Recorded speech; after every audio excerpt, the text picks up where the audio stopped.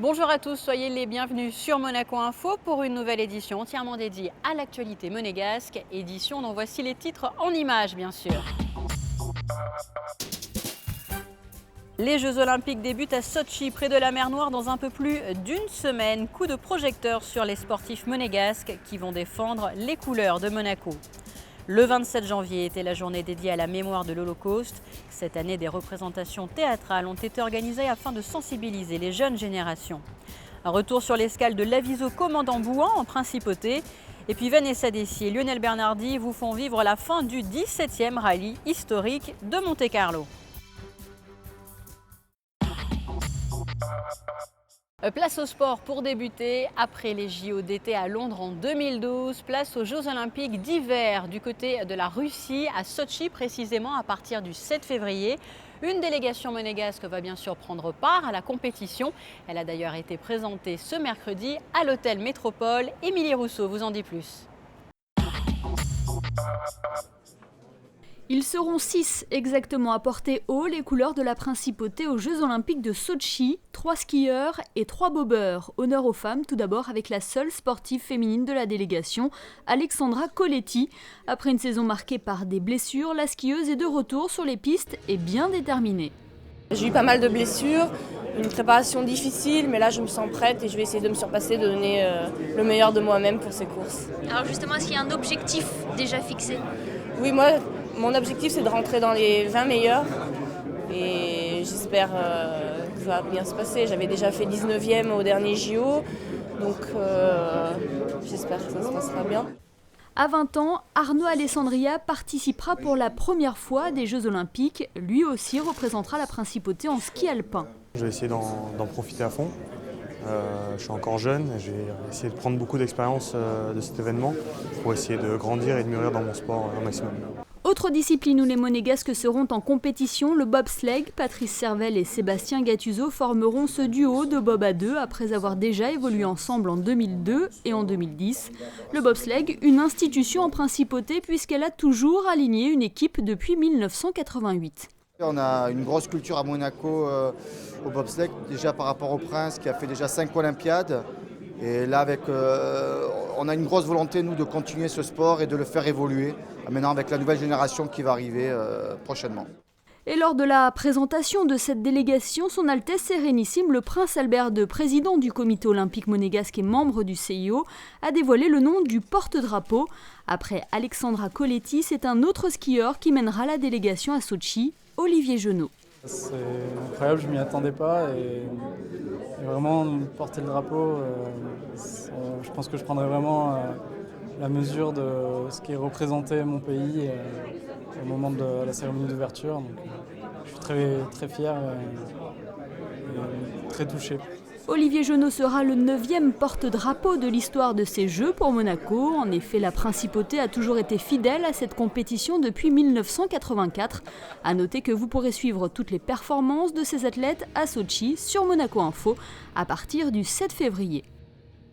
Et cette présentation a eu lieu, vous l'avez vu sur ces images, en présence du couple princier. Je vous propose à présent d'entendre le président du Comité olympique monégasque, Son Altesse Sérénissime, le Prince Albert II. C'est toujours une très grande fierté, une très grande joie, surtout qu'à ces Jeux de Sotchi, à ces 22e Jeux Olympiques d'hiver, il y a pour la première fois plus d'un skieur. Nous avons une athlète, Alexandra Coletti, que nous connaissons bien, M. Olivier Genot qui avait participé aux Jeux, et puis Arnaud Alessandria qui est vraiment l'avenir du ski alpin en Principauté. Nous avons aussi une relève qui s'annonce après lui, mais je crois que le ski se porte très bien et c'est la preuve avec ces 3 athlètes qui participent. Et puis l'équipe de bob à 2, nous n'avons malheureusement plus assez d'effectifs pour avoir un bob à 4 compétitif,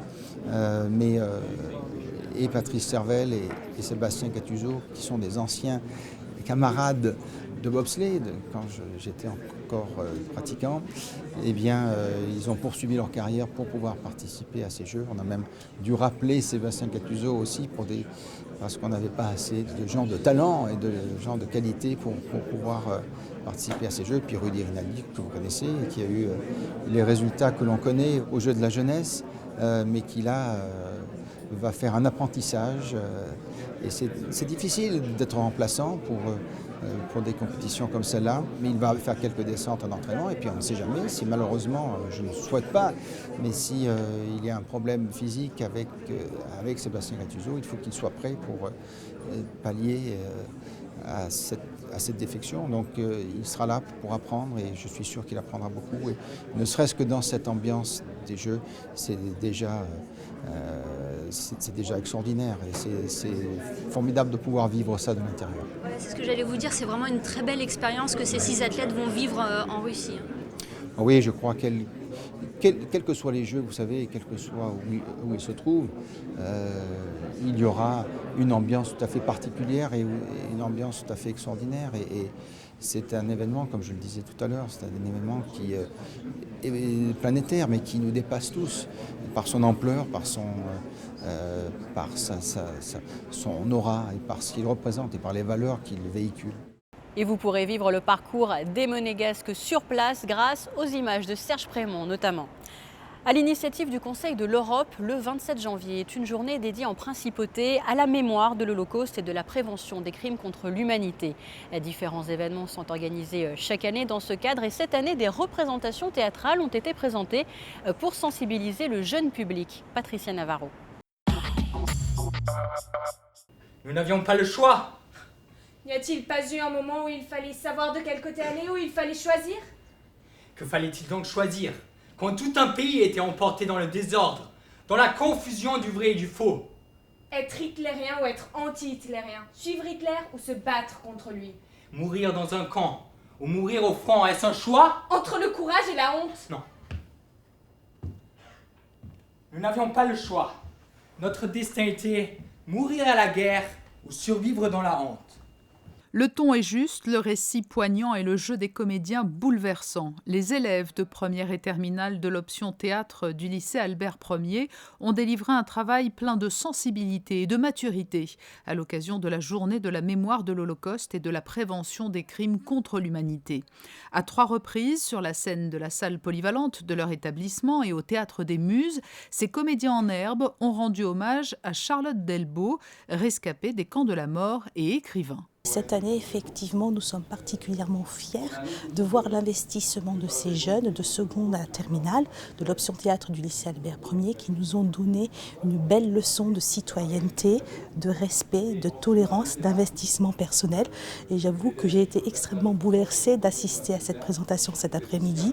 Les élèves ont vraiment joué quelque chose de fantastique, un témoignage d'une situation qui est d'un moment d'histoire très difficile et je les en remercie vraiment vivement. Toute la difficulté de l'exercice était donc de retranscrire devant un public la vie d'une femme qui a connu l'horreur, qui a perdu son mari, exécuté pendant la Seconde Guerre mondiale, et qui en a tiré une pièce jouée par ses élèves. Un texte émouvant, lourd et complexe à la fois, ce qui a demandé de longues heures de travail en dehors des périodes de cours. Ça n'a pas été facile parce qu'on est quand même des jeunes entre 16 et 18 ans. Il faut savoir que le personnage est plus âgé que nous, donc il faut se mettre dans le personnage, il faut être sérieux, et il ne faut pas sourire, on a tendance à arriver sur scène en étant joyeux. Il faut savoir mettre dans la peau du personnage. Les textes sont difficiles à dire, ils sont poignants, et il faut vraiment mettre l'intonation et incarner le personnage. Le fait de faire du théâtre, c'est aussi impliquer ses émotions, et voilà, après il faut qu'on apprenne aussi à gérer, et oui c'est vrai que ça n'a pas été toujours facile à comprendre, à se mettre surtout dans la peau du personnage qui a vraiment pas eu un parcours très facile, mais bon, d'un autre côté, très chanceuse. Il m'a fallu 1 minute pour me souvenir. Et là, j'ai cru que mon cœur éclatait. Ils m'ont aidé à me relever. J'ai écarté leurs mains en secouant les épaules. Et j'ai eu honte d'avoir été faible devant eux. Et j'ai recommencé à compter le temps qu'il restait à Paul. Au rythme des battements de son cœur, qui battait dans ma poitrine avec le mien. Le résultat de ce travail de plusieurs semaines a ému les 300 élèves et le public qui ont assisté aux 3 représentations. Cela a permis également d'engager une réflexion et d'initier un échange sur les génocides qui se perpétuent aujourd'hui encore dans certaines régions du monde. La Marine nationale française a fait escale en Principauté la semaine dernière. L'occasion pour nous, et plus précisément pour Alexandra Pani, de vous faire découvrir l'Aviso Commandant Bouhan dans ce reportage. Avec ses 80 mètres de long et son important système d'armement, l'Aviso Commandant Bouhan dénoté au milieu des habituels voiliers et yachts de plaisance dans la baie du Port Hercule. Le bâtiment toulonnais a fait escale en Principauté le temps d'un ravitaillement pour le commandant Aurélie Léoufre et ses 95 membres d'équipage. C'est une escale qu'on fait dans le cadre de nos missions actuelles de patrouille de haute mer entre le golfe du Lion et la frontière italienne. Voilà, et donc on a une mission de 3 semaines et c'est notre première escale sur la mission. Mise à flot en avril 1983, l'Aviso a été déployée sur plusieurs théâtres d'opération, notamment dans l'océan Indien, en Amérique du Sud, en Afrique de l'Ouest ou encore en Méditerranée orientale. C'est un Aviso à la base qui maintenant est essentiellement dédié à de la patrouille de haute mer. Donc il est armé d'un canon de 100 mm et de plus petits calibres, de moyens de veille essentiellement, pour assurer des missions soit de police des pêches, de surveillance des approches, de lutte contre l'immigration clandestine ou éventuellement contre le narcotrafic. Après 3 jours passés en Principauté, le commandant Bouhan a pris la direction du port espagnol de Barcelone. Sport automobile à présent, nous vous en parlions au cours de notre précédente édition. Le 17e rallye historique de Monte-Carlo s'est achevé dans la nuit de mardi à mercredi. Et cette année encore, la Barbadjon Racing Team s'était réunie pour arpenter les routes enneigées. Coup de projecteur sur cette équipe grâce à Vanessa Dessy et Lionel Bernardi. C'est avant tout une véritable bande de copains. La Barbadjon Racing Team était à nouveau au départ du 17e rallye Monte-Carlo historique.